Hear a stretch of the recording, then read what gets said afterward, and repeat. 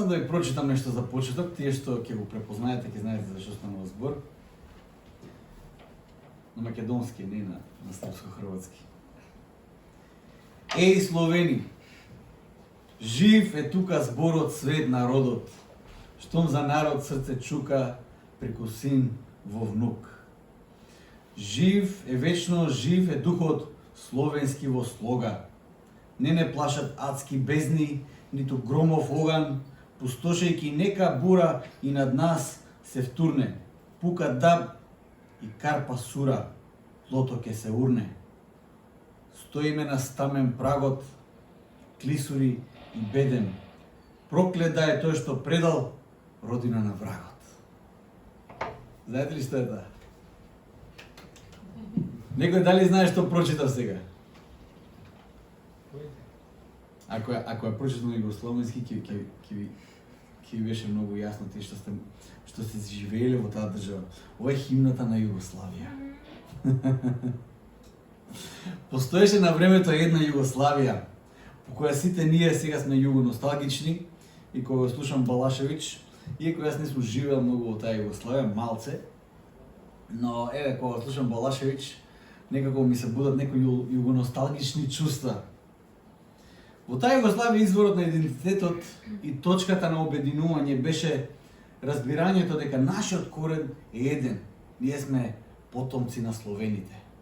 Но тука иначе химната која Југославија имаше од 45-та година па до незиното распаѓање, тоест 2006 година беше последна кога таа химна беше постоеше на одредена држава, сега е химна без држава. Таа е напишана од еден Словак кој отишел во Чешка и кога на негово изненадување во Прага слуша премногу германски како се збори, тој човек му се будат некои така патриотски чувства и на една полска мелодија пишува песна за словените. Пишува една патриотска песна која станува пансловенска химна. Сите словени ја се идентификуваат со таа песна. И на крај, југословените имаат земено како своја химна. Сепак, ние имаме многу историја тука. Иако ние многу историја на нашиот простор имаме, и ако сте некој како мене, кој ужива во историја, ќе читате, ќе посетувате многу локации, ќе се информирате, ќе уживате во некои детали кои ги гледате низ Македонија и ќе уживате во сето тоа што го имаме како наследство. Сепак, големото наследство често пати не доаѓа без големите проблеми. Винстон Черчил кажал за балконот вака: балконот произведува повеќе историја отколку што може да поднесе. И знаете ли што е интересно? Ние понекогаш се гордееме со таквите изјави. Ние имаме толку многу историја што не можеме ни да ја поднесеме. Знаете, кај нас на балконот не може да помине нешто без да се лактаме за простор. Знаете што е лактање? Кој ќе се најдете во гужва, се лактар за простор да има.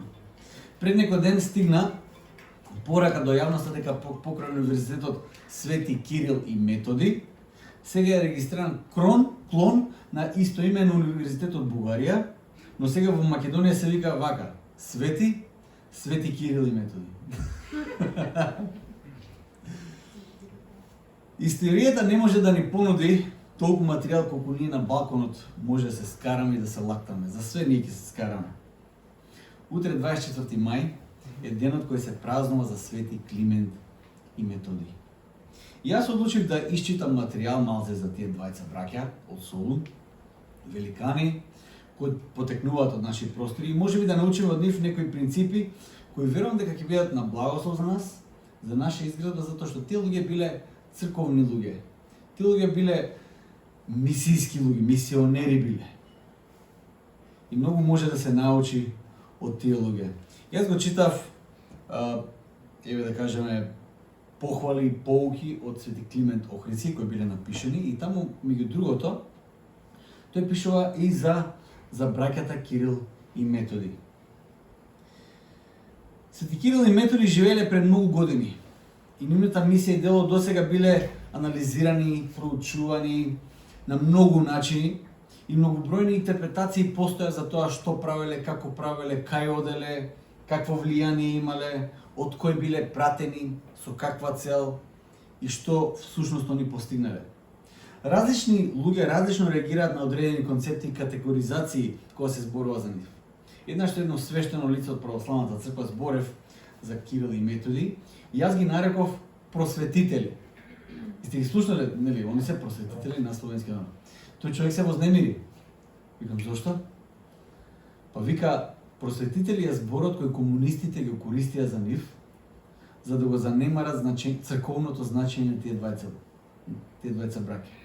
Ако кажеш дека се просветители, направили нешто општествено, ама црквата ја става сосема таму некаде на маргините, као, оке, во црква биле, ама важната работа е измислиле азбука. И тоа е важна, многу важна работа. Но зошто ја измислиле таа азбука, веќе се занемарува. И тоа беше интересно. Во друга прилика, во текот на нашите преговори со Европската Унија, во делот на толкувањата за историјата, посебно помеѓу таа нашата како се таа комисија за историја, помеѓу Македонија и Бугарија, Чешка и Словачка реагираа дека не може така се толкува историјата. Не знам дали приметувате, но историјата е комплексна дисциплина и ствара многу немири околу нас.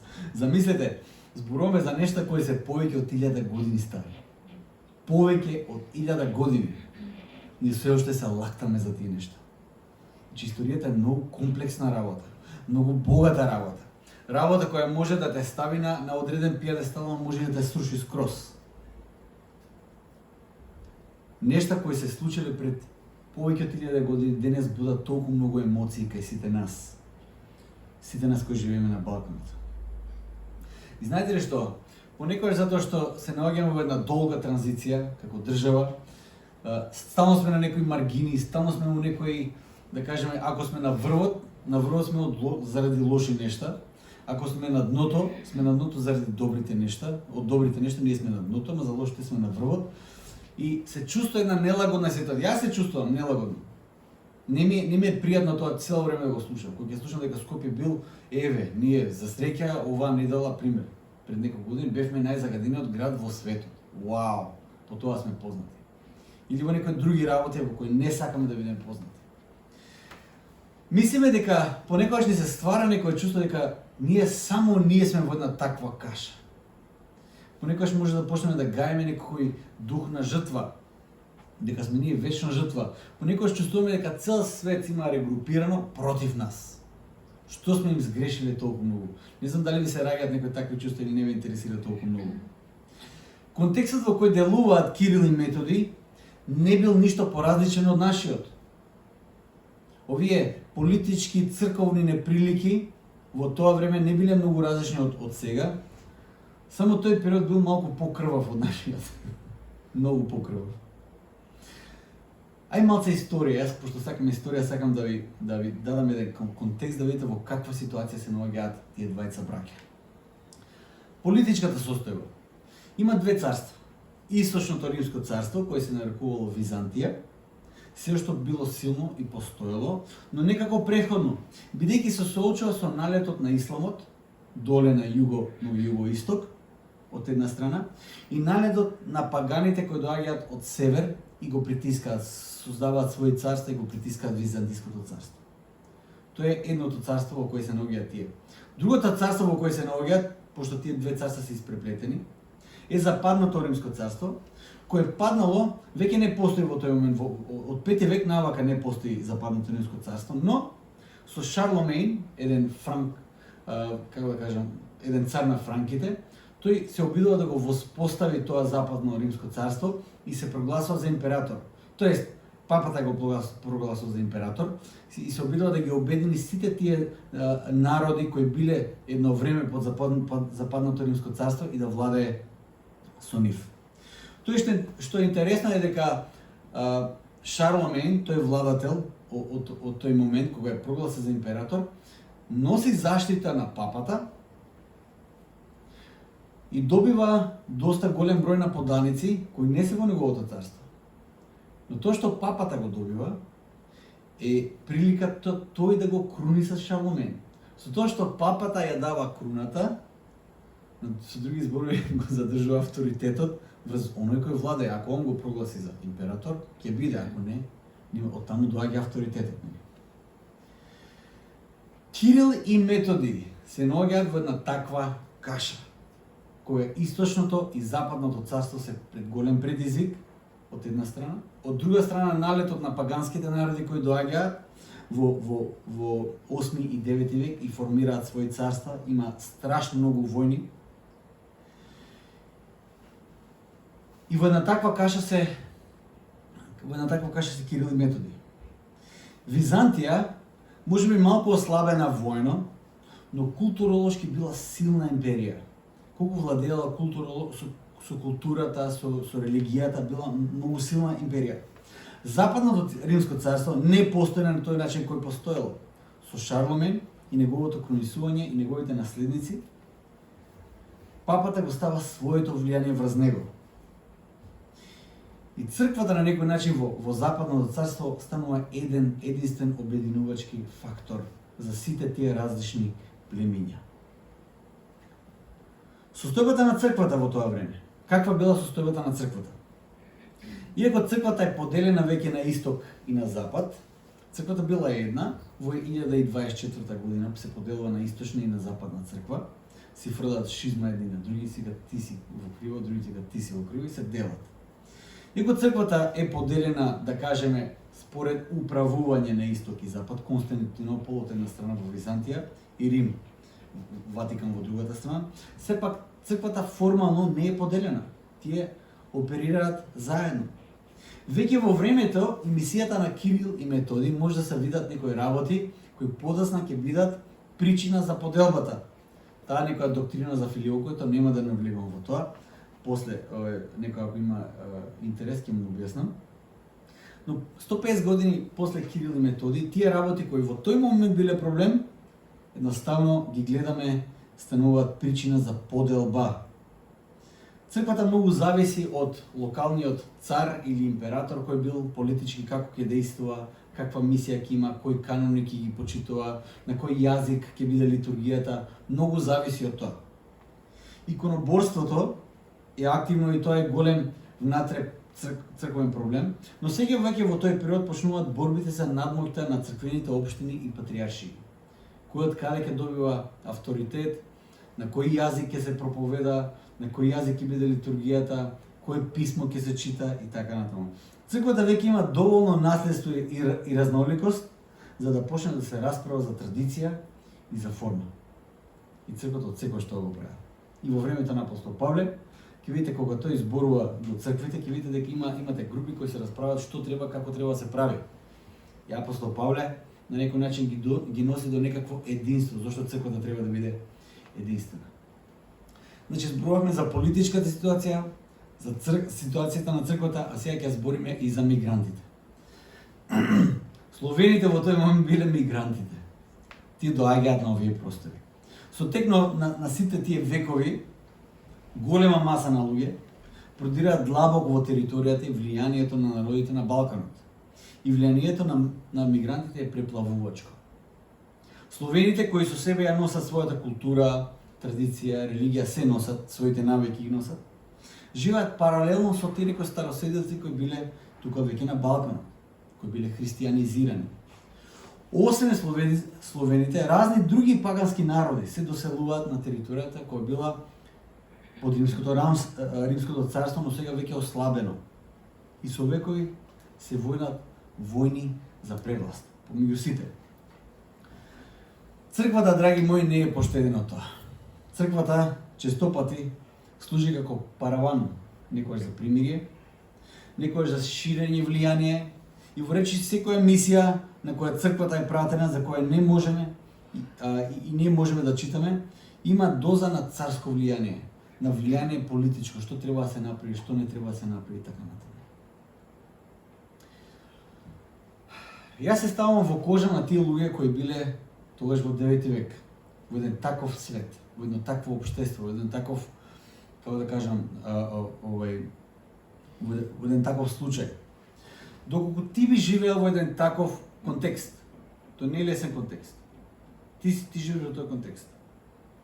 Ти како христијанин, Како ќе одговориш на еден таков предизвик? Тоа е реална битка. Од една страна има многу крвопроливање, многу глад заради војните, и црквата која треба да биде светлина, почнува да биде користена за превласт во многу случаи.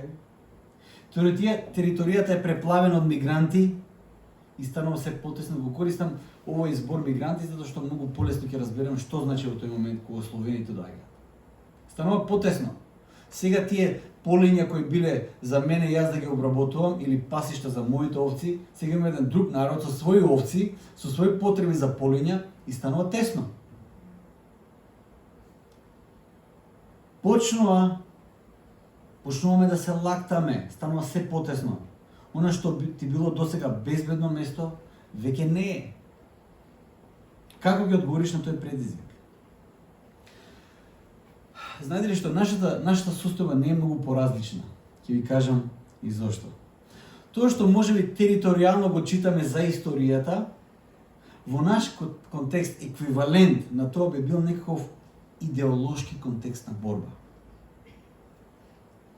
Иако не отсуствуваат борбите за територија во наше време, гледаме, луѓе се тепат, Сирија, ово, и така например. Сега се зборува на Балканот за размена на територии, за што не се зборува, но тоа не е приманата борба се, акцентот не е таму. Во глобалистички свет борбата станува идеолошка. Тука се лактаме сега. Ние сме изложени на културолошки и идеолошки судири.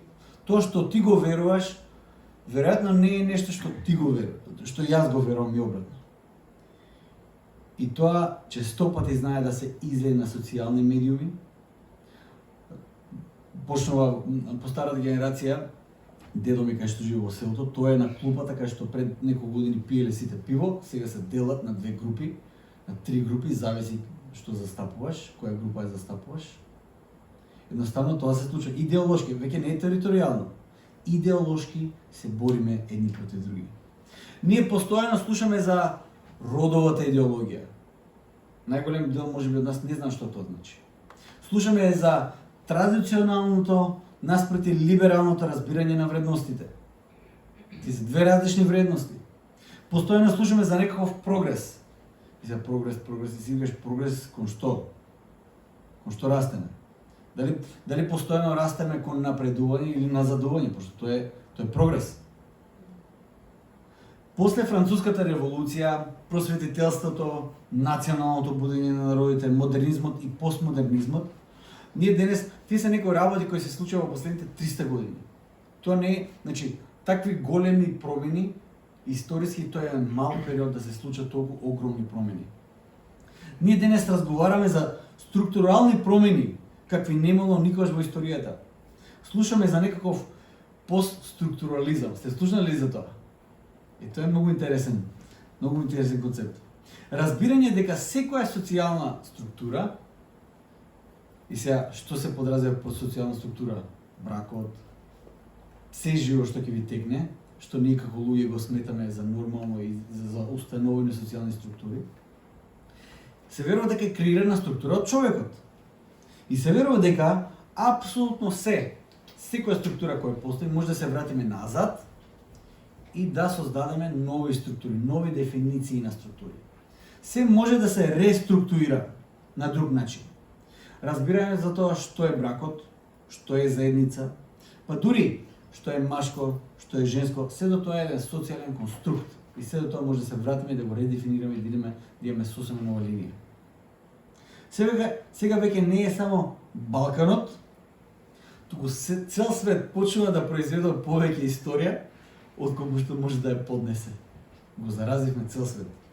Не може да го прочака тоа што го произведува. Додека нашата комисија за историја разговара за нашиот идентитет и историја, кај нас се случуваат разни реформи во образованието без никакви јавни дебати и речи, без никакви филтри. Постојано слушаме и читаме за разни преписки на социјални мрежи кои подоцна се карактеризираат како лажни вести и постојано се користат. Знаете што се користи? Кога има таков муабет, ко викање од една на друга страна, се користи жаргон. Ова е лажна вест. За тие што поддржуваат да кажат да, тоа не е вистина, а за тие другите да кажат чека, стварно ли е лажна вест? Стварно ли тоа не е вистина? Се користат разни жаргони за да може да се одржи групата во која припаѓаме. Властите честопати, не само нашиве, генерално во светот властите, честопати решението, знаете во што го гледаат? Во повеќе пари. Значи, економијата станува решение за се. Економијата станува мерило за се, за успехот. Само преку пари се мери. Со повеќе пари, со подобра економија, се проаѓа. Се проаѓа. Ако има повеќе пари, ќе има помалку негодување и така. Тоа е моментално сето гледат. Све се купува, све се продава, се мери со парите. Времето се мери со пари, семејството се мери со пари, кога потпишуваш има предбрачни договори, се потпишуваат, значи се мери со пари. Веќе се е сведено на економски да вредноста е ставена таму. Понекогаш и ние веруваме дека со повеќе пари се решаваат повеќе работи. И дали е тоа така? И до кај сме ние црквата? Кои се нашите очекувања? Како ние ќе одговориме на тој предизвик? Тој сериозен предизвик. Понекогаш стоиме ни како црква со одредени луѓе, со одредени вредности внатре длабоко насадени и гледаме што општеството одлучува и нешто не копка, не може да се помириме со таа работа. Не знаеме дали на социјални медиуми да се истуриме, дали на гласачкото ливче да се истуриме, на кој начин ние да реагираме за ова општество да не слушне, да не разбере како вистински да одговориме на тој предизвик, а да направиме некаква промена. На кој начин ние да се поставиме? Понекогаш сме во безизлезна ситуација. Сикаме караванот си врви, ние како кучина лаеме и на караванот гајле му е. Си врви. Понекогаш така се чувствуваме, безпомошни, во ќорсо как сме. Јас ќе ви кажам нешто многу важно. Се надам дека ќе биде освестувачки. Тешко на нас ако чекаме некој друг да ги проповеда и живее вредностите на црквата. Имаме одредени вредности кои сакаме да ги видиме, дека да се реализираат околу нас. Тешко на нас ако чекаме некој друг тоа да го живее и да го проповеда. Тешко на нас. Дали е тоа влада, дали е тоа кој сака нека е. Тешко на нас ако очекуваме од нив. Тешко на нас ако ние решението го гледаме властите да го аплодираат она што црквата треба да го проповеда и живее. Ако тоа го гледаме решението. Со властите да изгласаат закони кои ќе кажат црквата владее. Тешко на нас, верувајте ми. Тешко на нас ако нашиот мир и радост зависат од тоа дали општеството ќе ги живее вредностите на Царството Божие. Ако тоа не зависи радоста и мирот, тешко на нас. Никош нема да го добиеме. Имам еден пријател со Фани, некој од вас го знаете, Майк Пирс се вика, кој тој предаваше црквена историја. Тој каже една многу важна работа која за мене беше освестувачка. Вели, оригиналната состојба и позиција на црквата во светот е во прогонство. Тоа и оригиналната состојба на црквата. Од старт. Па и така продолжува. Прогонството е нашата оригинална состојба во општеството. Да не се лажеме. Секое царство на светот ќе се подигне пред царството на Исус Христос. Колку сака прекрасни вредности ник има тоа царство, ќе се подигне пред царот Исус Христос. Како што вели Тиди Джейкс, јас би сакал властите кои ќе размислуваат и одлучуваат за вредностите во општеството, во дадениот случај беше по прашање на бракот, да седнат и да прочитат што пишува Павле до Римјаните во 2 глава, но тоа не е така. Јас би сакал тоа да биде така, но тоа не е така. Реално не е така. Црквата, јас и ти, го живееме она што Бог вели дека е вредносниот систем на Неговото царство, без разлика на тоа како цел свет живее околу нас. Без разлика на тоа. И јас би сакал повеќе луѓе да ги живеат тие принципи на Божјото царство и се надевам дека тоа така и ќе биде. Но тоа не зависи од парламентот, не зависи од владата, од историската комисија, од Европската унија, тоа зависи од црквата и мисијата која црквата има, од тоа зависи. Тоа зависи од мене, тоа зависи од тебе и тоа колку јас и ти ќе бидеме спремни да ја носиме радосната вест и ќе извршуваме Божјата мисија за светот. Со други зборови, знаете што сам да кажем? Тоа многу ќе зависи од тоа дали јас и ти ќе бидеме спремни да го кренеме нашиот крст и да го следиме нашиот Спасител. Од тоа зависи. Да го дигнеш крстот, Исус вели, тој што сака да ме следи, нека се заборави, самиот нека се заборави. Нека го дигне крстот и нека ме следи. Од тоа зависи. Житијата за Кирил и Методий зборуваат многу за тие двајца великани од историјата. Без да навлегувам во политичкиот контекст во кој се наоѓаат Кирил и Методий и без да навлегувам во политиката на нивната мисија, без да навлегувам во нивниот национален идентитет или да правам некаква дисекција, анализа, ДНК на нив, од кај припаѓаат, кои се чии се, не знам што. Јас би сакал да се осврнам на нивните житија и тоа што нивниот ученик Климент видел кај нив. Тој е нивни ученик, значи кога си близок со некој многу помалку можеш да скриеш. Кога си некаде на некој пиедестал и одржуваш некаков профил, полесно се кријат работи отколку некој кој ти е близок секој ден со тебе. Тие писма ги пишува Климент, нивниот ученик кој бил цело време со нив. Климент видел кај нив некои вредности и принципи кои биле дел од нивниот живот. Јас сакам да видиме 3 работи. Првата вредност која сакам да ја видиме и да ја научиме е следната. Кога пишува Климент за животот на Методий, пишува за тоа од каде потекнува, кој бил неговиот развој, како станал комесар на една огромна заедница, бил многу успешен, бил многу мудар и имал на некој начин можност и уште повеќе да расте во таа позиција во која бил. Но Климент пишува вака: затоа и доби војводски чин и во него помина малку време. Дошол до некој војводски чин. И откако го свати овој многуметежен свет, дека поминуваше бесполезно како сенка, и бидејќи Словото Господово го прими во своето срце како стрела, тој рече: каква полза има човек и сиот свет да го добие, а душата своја да ја испразни или да ја погуби? Што ќе добие човек во замена за својата душа? И слушате го сега ова. И откако го смени земното за небеско, и отфрлајќи го од себе со презир временото, тргна во вечното. Знаете ли кој принцип е скриен во ова сведоштво за Методий, Свети Методий? Принципот кој Исус го дава за секој негово дете. Барајте го најнапред Царството Божјо. Тука се крие овој принцип. Барајте го најнапред Царството Божјо. Што бараме во моментов? Еве, анализирајте се. Зашто најмногу се вознемируваме? Многу важно, што не вознемирува најлесно? Ќе се вознемириме лесно. Што не радува најмногу? Што мислиме дека ќе не зарадува нешто најмногу? Дали тоа е некаква политика? Дали тоа се финанси?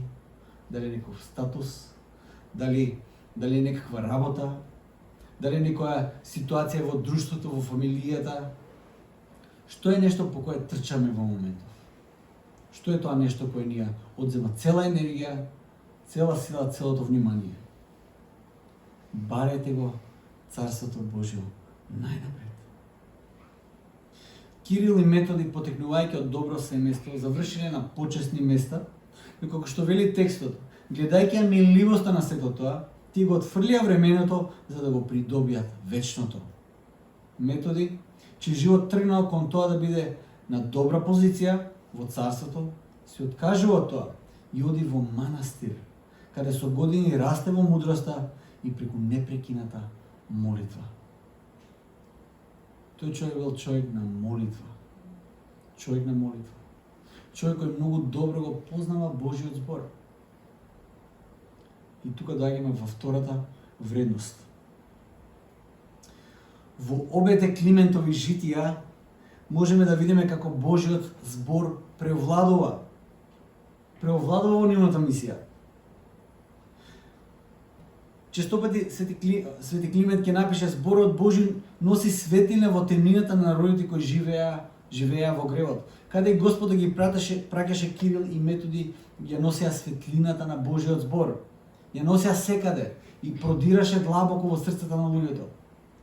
Вели, секаде каде што имаше погрешно евангелие, тие трчаа како молња да го исправат тоа. Ја носеа светлината Божја преку Божиот збор. Божиот збор, Божиот збор, Божиот збор.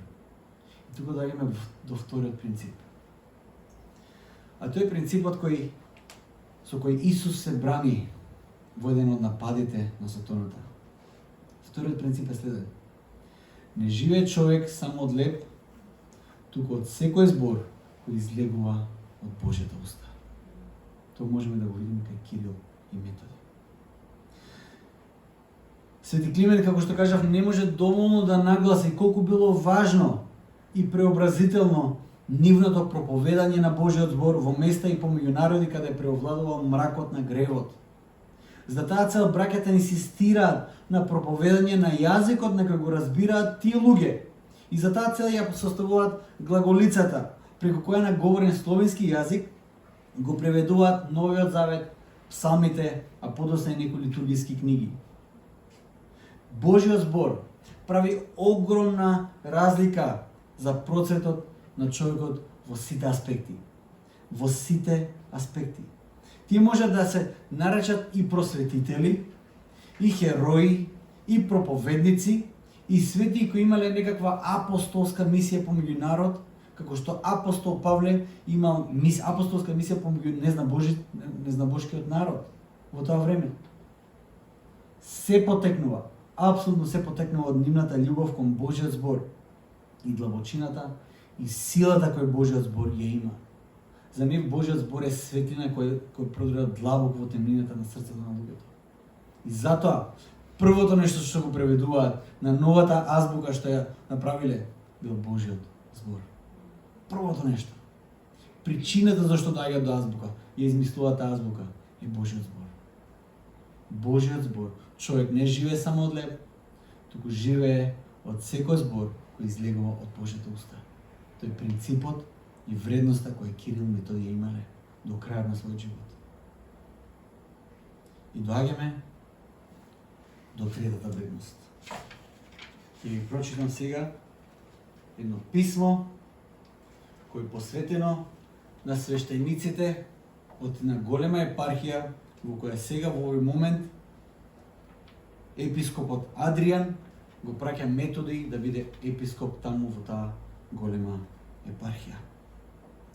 Слушнете го писмото кој го праќа тој човек заедно со Методи да му го даде авторитетот да биде епископ таму на тоа место. Вели вака: Адриан епископ, раб на сите раби Божи, до Растислава и до Сватоплука и до Коцелја, слава му на Бога на вишини и на земјата мир и меѓу луѓето добра волја. Бидејќи чувме од вас за духовните радости што ги имате заради своето спасение, ви го испраќаме нашиот чесен брат Методија, посветен за епископ во вашите земји, како што не молевте, да ве поучи, преведувајќи ги книгите на вашиот јазик. Нека се исполни пророчкиот збор што е кажано. Фалете го Господа, сите незнабожци и прославете го сите луѓе и секој народ нека го исповеда Исуса Христа како Господа во славата на Бога. Амин. И слушате го сега ова. И во Евангелието Господ вели: испраќај ги своите ученици, одете и научете ги сите народи, крстејќи ги во името на Таткото и Синот и Светиот Дух, учејќи ги да прават се што сум ви наредил, зашто јас сум во вас во сите дни со се до крајот на векот. Амин. А вие, чеда возлюбени, послушајте го учењето Божје, што ви е дадено во последен час заради вашето спасение. Учејќи се разумно да створите достоен плод и ќе примете вечен венец во овој и во идниот живот со сите светители на веков. Амин. Третата работа, која била важна за Кирил и Методи, била мисијата на црквата. Тие од многу рани години разбрале дека црквата има мисија. Мисијата на црквата е да одите таму кај што се луѓето, да зборувате на јазик на кој зборуваат луѓето, но да ја пренесе Божјата радосна вест за спасение, на вечна, радосна, исконска радосна вест. Вечното црквата го носи во временото. Тоа е мисијата на црквата. Радосната вест дека Господ е Создателот, Спасителот и оној кој повторно ќе дојде. Тоа е вечноста. Тоа е вечната порака. Тоа е вечниот Божи план. Го носиме во временото. Кај луѓето кај што се и на јазикот на кој го зборуваат. Тоа е мисија. Тоа е мисијата. А што е со нас? Да го контекстуализираме тоа за нас. Царството Божие, да почнеме од Царството Божие. Ние сме луѓе, доколку си Божјо дете. Ние сме луѓе со двојно жителство. Се надам дека Македонија нема да го направи тоа што го направи Германија, да има само едно жителство. Ние сме жители на овој свет, но и жители на Царството Божјо. Име двојно жителство. Највисокиот орган пред кој јас и ти одговараме е нашиот Господ Исус Христос. Македонија е дел од неговото владение. Секоја земја е дел од неговото владение. Цел свет, цел универзум е дел од неговото владение. И тоа значи дека вредносниот систем по кој сме повикани да живееме не зависи многу од тоа дали Македонија ќе го прогласи за нивен систем или не. Воопшто не зависи од тоа. Ние сме во Божјото царство и тој вредносен систем е врз нас. Нас Бог не повикува како негови деца да го живееме тој вредносен систем. Исус не повикува најнапред да го бараме Божјото царство. Исус не кажува зборови кои немаат некакво значење. Исус тоа го кажува, тоа се многу важни зборови. Поважни од тие не може да постои. Затоа што единственото нешто со кое Исус почна, го проповедаше цело време и после воскресението пред да се вознесе го објаснуваше на апостолите беше Царството Божјо.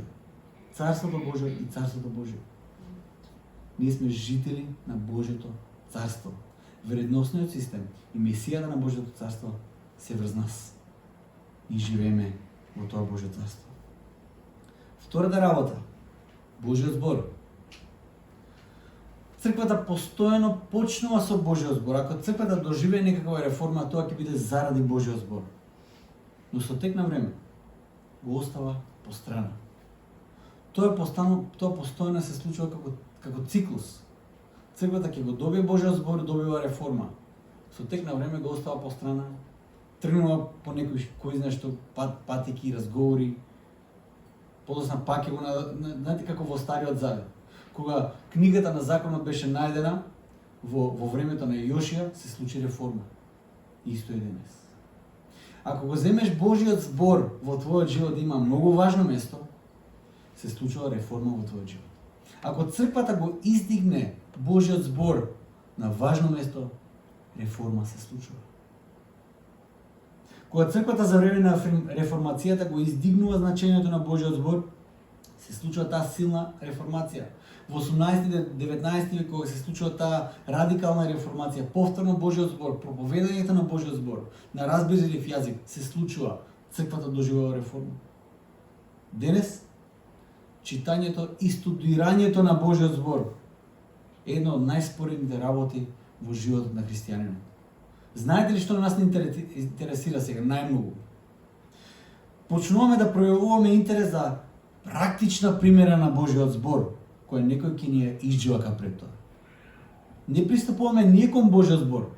Има се YouTube со милион проповеди. Ќе пуштиш проповеди и цел ден нешто и знаете ли што? Имаш чувство дека растеш духовно многу. Ако не е применливо, нас не ни интересира. Сакаме да биде применливо. Тоа не е интересно ако не е применливо. Нашата жет за длабочината и мистеријата на Божјиот збор исчезнува. А со тоа исчезнува и нашата длабочина. Знаете што стануваме? Стануваме плитки. И се обидуваме таа жет за длабочина која дава само Божјиот збор да ја пополниме со милион проповеди, со добри дела еден куп, со правење муабети, паметни муабети на социјални мрежи, со некакво надвикување со некој на тие социјални мрежи, што треба, како треба, и со тоа го полниме. И со тоа се обидуваме да пополниме нашата длабочина. Не иде така. Ние остануваме плитки. Единствено Божиот збор не носи во таа длабочина и мистеријата која Бог има да ни открие. Божиот збор стави го на вистинско место. И трето и последно. Мисија. Дали размислуваме за мисија? Дали мисијата е наш составен дел од нашиот идентитет? Каде Бог те води? Каде се наоѓаш во моментот? Во кои контексти Бог те става? Во кои контексти Бог те праќа? Дали го разбираш јазикот на луѓето околу тебе кои го зборуваат? Дали успеваш на тој јазик да ги пренесеш тие вечни вредности, таа вечна мисија, да ја разговараш и да ја пренесеш, да добрата вест ја носиш? Ние во Македонија најдобри станавме по носење на лошата вест. Отвори социјални медии, сарказмот што го има. Значи, ние станавме професионалци да носиме лоша вест. Ние сме повикани да ја носиме добрата вест. Што мислиме светот не ја знае лошата вест? Цел свет ја живее лошата вест. Нив им треба добра вест. За тоа сме повикани. Тоа е нашата мисија. Добрата вечна вест од Бог Таткото, преку Синот, преку отелотворањето на Синот и исполнувањето на Светиот Дух. Ние сме повикани таа радосна вест, таа добра вест да ја носиме во светот. Тоа е нашата мисија. Да ја носиме и да ја раскажуваме на јазикот на кој светот го зборува, на начин на кој светот го зборува, вечната вистина, да ја контекстуализираме и да ја пренесеме преку зборови и преку дела. Тоа е нашата мисија. Тие се трите работи по кои Кирил и Методи биле познати.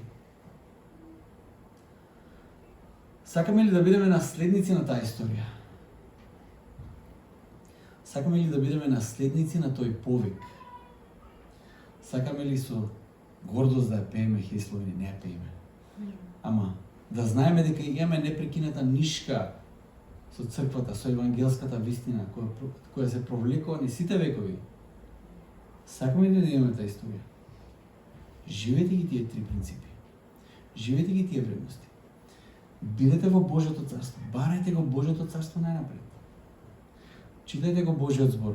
Неуморно, преку молитва, преку студирање. Барајте ја Божјата длабочина.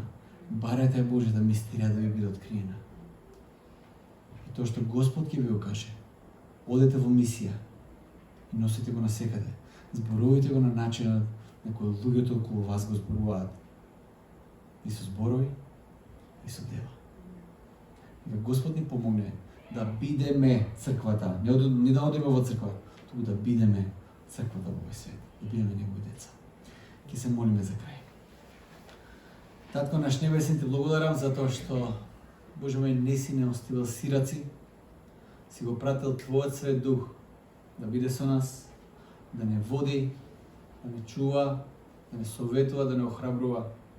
Господи, помогни да бидеме црквата, да бидеме Твои деца, кои ќе бидеме граѓани на Твоето небесно царство, Боже мој, но во оваа земја, кои ќе го бараме тоа царство, ќе го бараме Твојот збор, Господи Боже мој, ќе го проучуваме и ќе ја носиме Твојата радосна вест на секаде.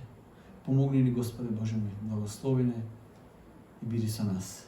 Помогни ни да бидеме благослов на сите околу нас, на оваа наша држава Македонија. Те славиме, Господи Боже мој. Амен. Амен.